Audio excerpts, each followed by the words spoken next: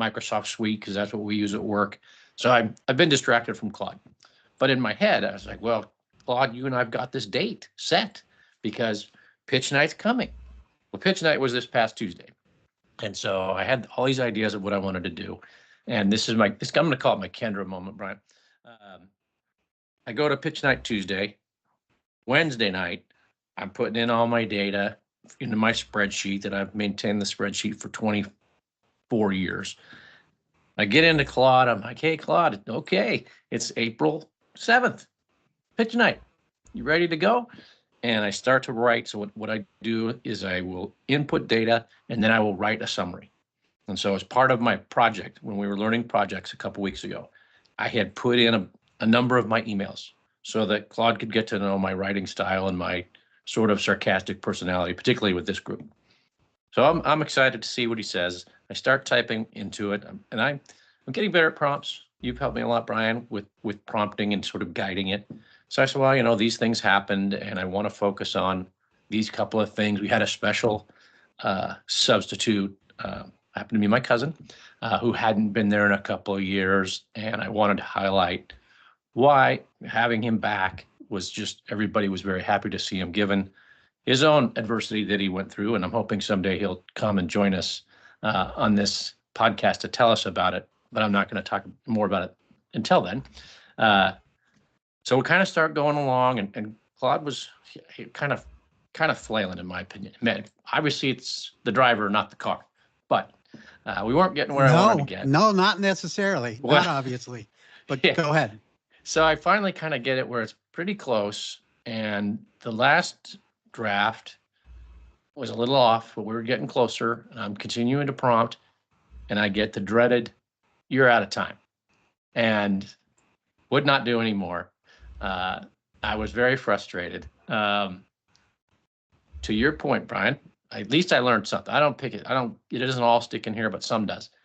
I said, well, all right, forget you, Claude.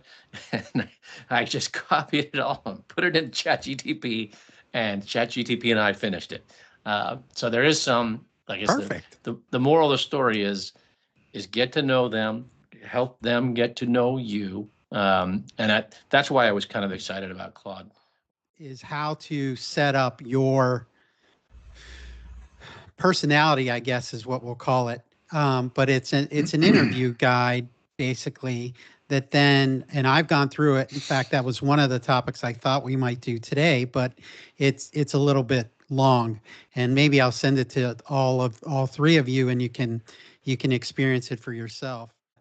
It does have, there's a way that you go through and you answer everything, and then it sets up your own personality profile for exactly that. Because Burke, one of the things that frustrated me with AI related to pitch is constantly having to tell it, I'm not talking about baseball or cricket. I'm talking about cards, and it is euchre. And then it's like, it didn't know what euchre was, didn't even know how to spell it. Yeah. But the point to all that is nothing's perfect, and you do want to go ahead and check. So I'm actually not using, for example, plot lines with ChatGPT just because I don't want. You don't want it to write it. I don't want it to write it, and I don't want like that information getting out. So what I'll do instead is maybe do something like a character and say this person is this age, he or she is done this, whatever. And I'll say, what's a good name for this person, or something like that. Or give me the person's backstory. And I don't write the backstory, but it helps me understand kind of what, where ChatGPT in this case is coming from. And, but yeah, I mean, that's how I use it. It's funny today, no big shock here, but tomorrow is my birthday, and I'm going to be once again the oldest person on this podcast. I turned over to 63. And so I was asking ChatGPT earlier today about some things about retirement, Medicare. I mean, all these kinds of things that I guess I could look up and figure out, but it was more kind of advising me on things, which I thought was actually really interesting based upon my actual need with the size family and blah blah blah. So that's kind of how I've been So experimenting with it. to Yeah. that point, you and I guess, because I'm not yet 63, so That's what I Bill, said. I'm the yeah, oldest now. Bill gains the title for the next few months.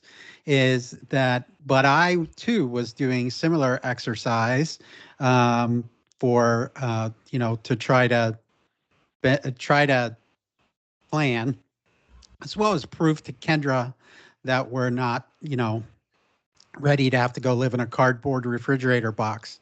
Um, and uh, and going through, and I did have a number of times through that whole exercise where I would be telling it, "You're completely wrong. Go figure that out. Yeah. Go come." And it comes back and says, "Oh, thank you for bringing it to my attention. You were quite accurate with my error." And da da da. And it's like, well, you delivered it with such confidence. How can you, so don't be afraid to call BS on it. But the other reason that I know what Kendra's going to do with whatever I give to her is that she's going to call BS on it. So she takes anything that I send her and immediately puts it into chat or Grok or Claude or whatever, and basically just says, prove this wrong.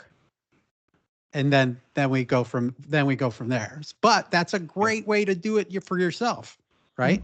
Yeah. Is go prove this wrong. And I love the idea of building out a not necessarily a character. I love the idea of then, for if I were you, Bill, and I'm not a writer, but to me, to be able to develop a character is I want to try to figure out what its personality is, right? Right. So if you get the backstory, maybe then I can infer. Do you do that where you infer a bit of a personality based on the backstory? Yeah. Well, I mean, I think what it does is it, sometimes it'll give you these crazy backstories like, okay, that's really not what I want. I want something a little bit more, from this era or from this country or whatever. And then it'll come back and it's just like everything else. It kind of refines things. Like I said, I don't then use that backstory in the book, but it actually helps me find the character's voice. For example, if they, had a traumatic childhood or, grew up either wealthy or poor. I mean, things like that. It just helps me kind of get out of my own head and give me some other, other ideas. So, yeah, I think it's pretty fascinating. I'm not using it for anything exact right now. So if it gives me something I don't like, I'm like, okay, well, let's try to change it. But it's not, it's all kind of based on opinion or based on ideas. It's not actually trying to like build a spreadsheet for pitch, and things like that, which I have not tried yet. So Mr. Goat of Pitch, how did you do? I got second on Tuesday.